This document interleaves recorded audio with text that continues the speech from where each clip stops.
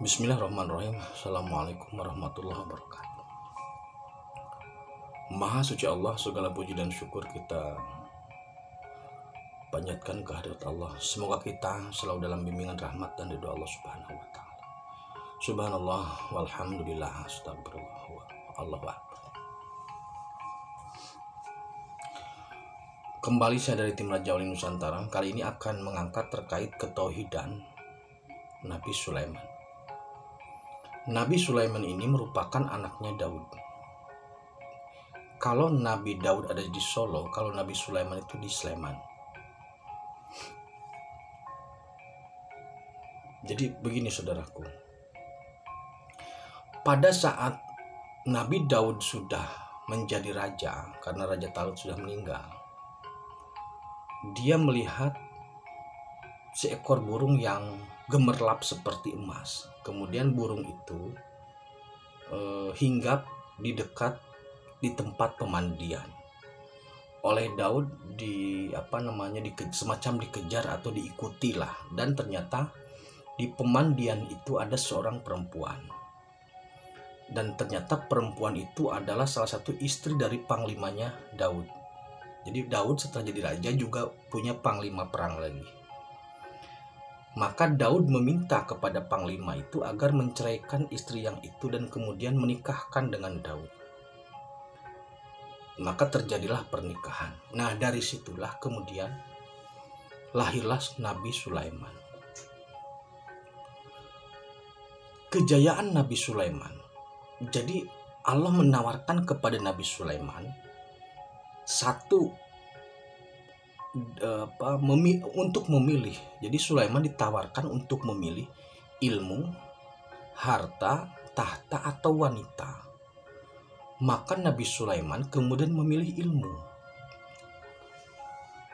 Nah, ketauhidan Nabi Sulaiman terletaknya di sini. Ketika dia menegaskan memilih ilmu, maka ini menjadi puncak ketauhidan Sulaiman. Jadi kejayaan Nabi Sulaiman sebenarnya sudah dimulai oleh kejayaan Nabi Daud.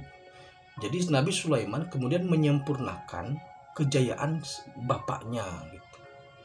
Nah, maka ketika Allah memberi pilihan itu dan Nabi Sulaiman memilih ilmu, fakta selanjutnya adalah Nabi Sulaiman bisa menguasai harta, tahta, dan wanita. Istri Nabi Daud itu jumlahnya 250. Namun istri Nabi Sulaiman itu tidak sampai 100 kalau tidak salah.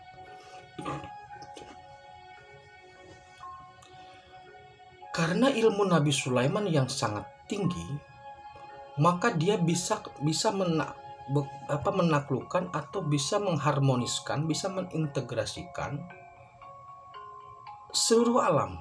Iblis, setan, jin, siluman, kemudian semua hal bisa, burung, binatang, tumbuhan, semua dia bisa karena ilmunya yang memang sangat tinggi. Dan ilmu ini Nabi Sulaiman berdoa, ya Allah, jangan izinkan engkau Jadi intinya Nabi Sulaiman meminta agar tidak ada nabi yang lain yang memiliki kemampuan seperti Sulaiman. Jadi puncak kejayaan harta, puncak kejayaan tauhid, puncak kejayaan itu adanya pada Nabi Sulaiman. Jadi pada zaman Nabi Sulaiman itu puncaknya tauhid di situ. Tidak ada peperangan karena iblisnya dikendalikan. Gemah ripahnya itu tercapai di situ sebenarnya. Nabi Sulaiman itu tidak memiliki musuh karena apa? Iblisnya dikuasai, setannya dikuasai, jinnya dikuasai. Dari mana kekayaan Sulaiman? Kekayaan Nabi Sulaiman ternyata terletak dari kemampuan Sulaiman atau wewenang Nabi Sulaiman untuk mengendalikan makhluk-makhluk itu. Nabi Sulaiman memerintahkan iblis untuk menambang berlian karena memang kelas iblis itu kelas berlian. Kalau Anda belum kelas, kalau ada yang mengklaim aspek tapi belum bisa menaklukkan iblis, berarti belum kelas berlian. Jadi Nabi Sulaiman memerintahkan iblis untuk menambang berlian. menambang berlian itu di kerak bumi. Nah, sebagian dari berlian itu sekarang adanya di Gunung Lawu, dijaga Sunan Lawu. Nabi Sulaiman memerintahkan setan untuk mengelola atau menambang mutiara. Karena waktu itu belum ada uang ya, maksudnya belum seperti zaman saat ini. Iblis ke berlian, setan ke mutiara, dan Nabi Sulaiman memerintahkan jin untuk menambang emas. Jadi kelasnya jin itu emas. Makanya kalau ada makhluk yang datang kepada Anda menawarkan emas, itu jin. Kesaktian emas itu jin. Kelasnya jin. Pasti itu.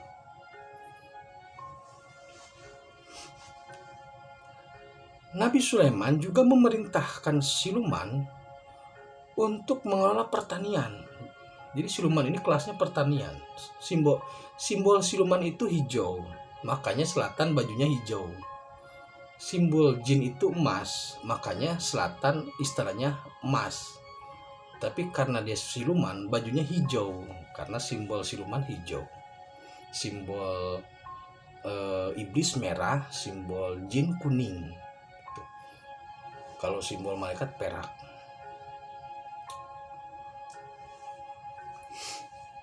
Nah, pada saat itu kehidupan manusia, jin, setan, siluman, iblis itu harmonis. Jadi campur tapi harmonis. Karena apa? Karena Nabi Sulaiman mampu mengendalikan itu. Jadi bertemu dengan siluman, bertemu dengan jin itu biasa. Makanya tidak heran tanah Jawa ini merupakan tanah yang sangat angker. Karena apa? Karena semua makhluk struktur makhluk jin, iblis, setan, siluman ada di sini. Gitu loh. Berperan di sini. Gitu. Walaupun memang karakteristik dari Jawa ini masih karakteristik siluman. Muda poya-poya, tua kaya raya, mati masuk surga. Pesugihan lah jatuhnya. Itu siluman kelasnya. Jadi kehidupan masa itu memang bercampur, tapi terintegrasi dan harmonis. Jadi zaman Sulaiman bisa dikendalikan. Iblis tidak berani melawan Sulaiman, karena kalau Sulaiman mengatakan, ketika Sulaiman memerintah, Nabi Sulaiman memerintah, itu dia selalu memberikan reward dan punishment. Jadi memberikan penghargaan untuk yang berprestasi dan juga memberikan vonis untuk yang bersalah. Jadi jangankan manusia, waktu itu setan pun kalau diadili salah sama kelojotannya dengan manusia. Karena ilmunya ada. Maka kemudian Nabi Sulaiman sebagai simbol kejayaan ekonomi, kejayaan tauhid terutama. Karena di situ tidak ada musuh, semua beribadah kepada Allah sesuai dengan peran dan tugas masing-masing. Nah, Nabi Sulaiman ini umurnya sekitar 200 tahun, di bawah Nabi Daud. Ya, di bawah Nabi Daud. Kemudian Ratu Balkis, istri Nabi Sulaiman. Ratu Balkis ini asli dari Wonosobo. Saya tidak menghubungkan antara Ratu Saba dengan Wanasaba. Mungkin itu ada hubungannya ya. Maksudnya mungkin bahasa itu memang diambil dari Saba, Ratu Saba. Tetapi memang fakta spiritnya Ratu Bilqis itu dari Saba, dari Wonosobo, dekat Dieng situ. Nah, ketika burung hudhud menyatakan atau memberitahu Nabi Sulaiman bahwasanya di situ ada seorang ratu yang cantik lah, seperti yang kita dengar lah ceritanya, itu tidak perlu dibahas. Kemudian Nabi Sulaiman menawarkan siapa yang mampu mengambil kursi. Gitu. Informasi yang dulu saya dengar dari beberapa orang atau beberapa tokoh yang mengambil itu Ifrit atau kelas jin lah, kelas siluman. Ternyata setelah dicek lagi, yang mengambil singgasana Ratu Balkis dari Wonosobo atau ya dari daerah Wonosobo itu manusia, asli manusia. Bukan jin, bukan siluman, bukan setan, bukan iblis.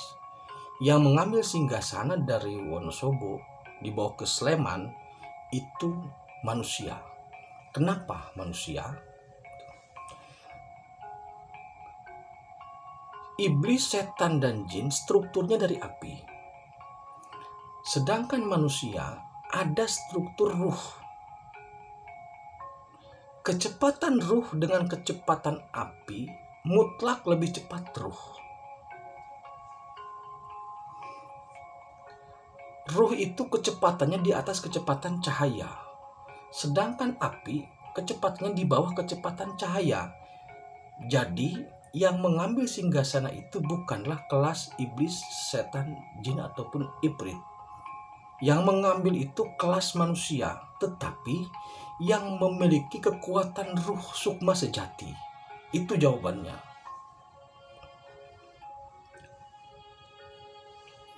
Jadi yang mengambil singgasana itu adalah manusia yang sudah bisa memecah ruh sukma sejati. Itu. Maka disitulah kemudian Sulaiman, kejayaan Nabi Sulaiman. Dalam video saya tentang Nabi Sulaiman juga sudah saya singgung bahwasanya Borobudur pun milik Nabi Sulaiman. Tetapi Borobudur itu dibuat pada saat Nabi Sulaiman sedang menjadi putra mahkota. Makanya Borobudur itu stupanya sederhana. Jadi simbol-simbol raja muda atau putra mahkota kalau membuat karya itu mahkotanya sederhana. Tapi ketika yang membuat itu adalah raja, maka mahkotanya rumit. Seperti halnya Candi Prambanan. Tapi Candi Prambanan bukan dibuat pada zaman Nabi Sulaiman, tapi dibuat oleh generasi setelah Nabi Sulaiman. Itu berbarengan dengan Gunung Padang, situs Gunung Padang. Gunung Padang bubar, Candi Prambanan berdiri. Bareng dibuatnya, tapi yang satu jadi, yang satu tidak, maksudnya begitu. Itu jadi ketauhidan Nabi Daud terletak pada saat dia berperang, keyakinan bahwa ketepel bisa mengalahkan Jalut. Puncak ketauhidan Nabi Sulaiman terletak pada saat dia menyatakan memilih ilmu sehingga semua bisa dikuasai. Demikian terkait seri tauhid dari Nabi Daud dan Sulaiman. Terima kasih, semoga bermanfaat. Tetap beriman dan beramal soleh. Akhirul kalam, assalamualaikum warahmatullahi wabarakatuh.